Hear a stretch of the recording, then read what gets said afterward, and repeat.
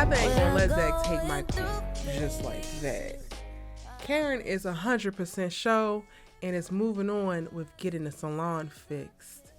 And Sabrina, Maurice, y'all's free now. What's good, y'all? It's your good sis Erica Vane coming to you right here on Erica Vane TV with another Sistas video. And in this video, we are breaking down season 6, episode number 16, titled Relentless Pursuit. If you're new here, hit that subscribe button and turn on your bell notifications so you don't miss out on any of my sisters' content and conversations each week live. After new episodes of Sistas, I go live on my live after show and podcast, Our Sistas Keeper, with the incomparable Allie Nick official to talk about it. So if you ever want to join in on the conversation and live speak with me and Allie and other Sistas fans, feel free to do so on Wednesday nights right here on the channel. Now, without further ado, let's go ahead and talk about it. And I'm going to go ahead and get in and get it out. I ain't going to hold y'all. This episode was given filler at best, okay? The best part about it was my good sis Karen, because she gonna give what she gonna give, but then she also still have repetitive lines. And then with that said, we got Jason Weaver. Jason Weaver was in the building for this episode, and Tyler gave him a bunch of goofy lines, 7 adopted kids, Pam lusting over him, and an hour spent in an asbestos-filled salon with no quote or estimate for how much it's gonna cost to fix all of it.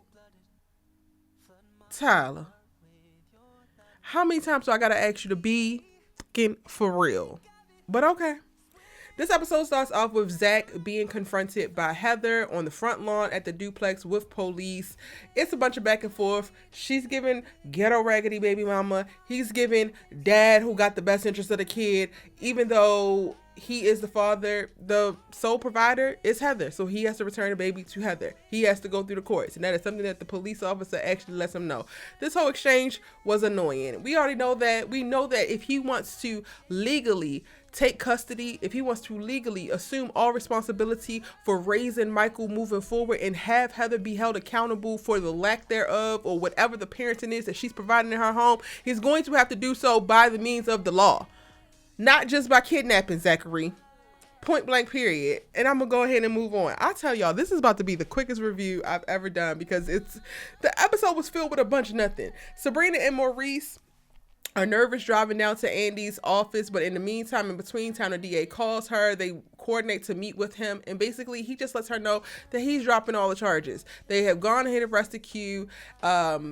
They are completely free and clear, which means also Bio's gonna get his money back, so he can definitely get the hell on. And they're pretty much done with it. Now, we do spend a bunch of time with them actually worrying about it. When they get to Andy's office, this is before the DA actually gets there. She's very concerned. She's asking Andy all these questions. Maurice is more recent. He's more recent with ZAC. He's more recent with Andy.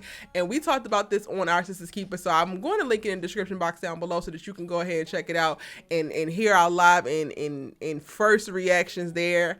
I don't even care to talk about it because, again, Maurice, just Maurice. Like, it's not good. It's not bad. He sometimes does too much, but cool. It adds a little bit of zhuzh on the episode. It adds a little bit of flavor for a story that's not actually storying.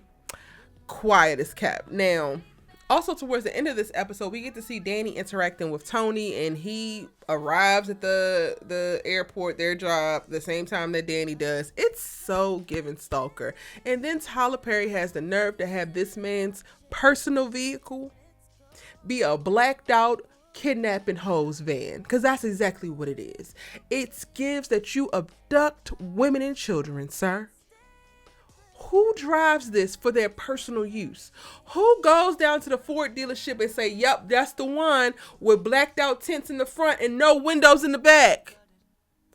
Is there a way for me to remove the latches on the inside so that anybody in the back can't get out? Because I bet that's also the feature that you had installed.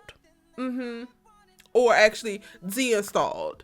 Like, what? I don't understand Danny's interest in this man. He is kicking up orange flags, red flags at every single turn. Him being overly invested in her. Him speaking over and like about Preston as if he knows Preston and her homegirls.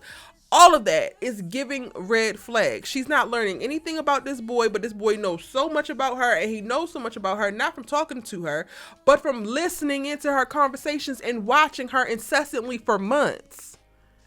Are you simple, Danny? Like, girl, And of course, Preston pops up because he wasn't feeling right about the night before, and he tried to have a conversation with her that she actually deflected and gaslit him all the way out the damn door when she's trying to leave 2 hours early for work and she hate her damn job. So Preston shows up. So anybody asking where the hell Preston come from, that's where he came from. His suspicion brought him down to the damn airport. And good thing it did, because at the moment that old boy Tony is talking about Preston and being very personal, overly friendly, might I add, literally disrespecting your relationship, your committed relationship, Preston walks up and he can hear. And he's like, what about me?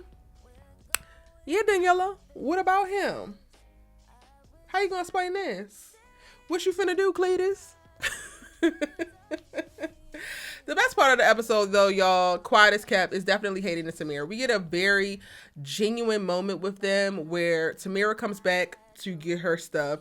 Hayden has been blowing her up and stalking her low-key, and he's just excited to see her. Shout out to Chris Warren playing Hayden down in this moment, and so is the actress that's playing Tamira, if we're gonna be quite honest.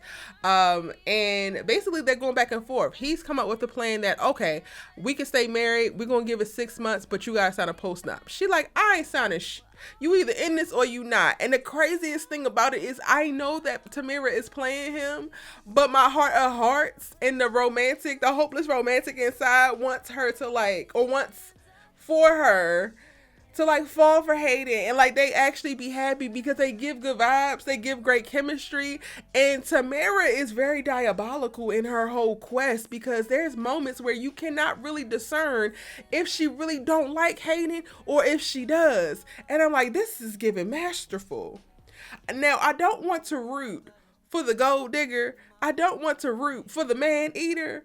But the way that Tamira is presenting and navigating this relationship and all of the conversations with Hayden is so ingenious and interesting.